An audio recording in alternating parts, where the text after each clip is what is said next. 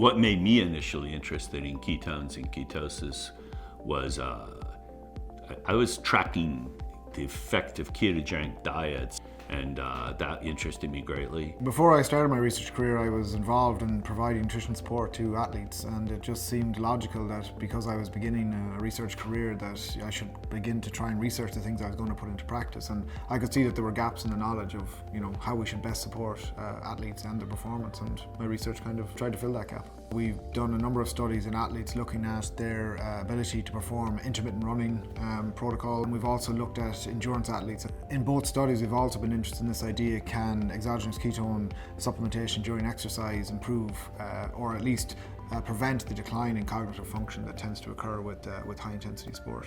Our research has really shown that when you co-ingest exogenous ketones with carbohydrate, the performance is as effective as with carbohydrate alone.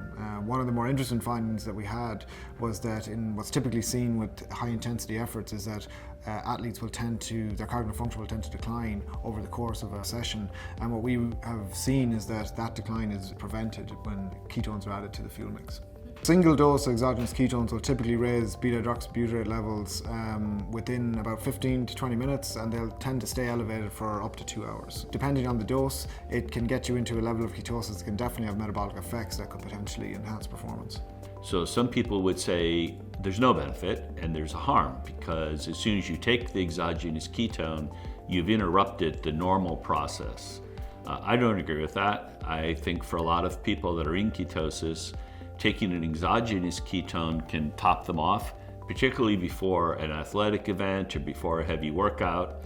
Also, exogenous ketones have been shown to be helpful with recovery.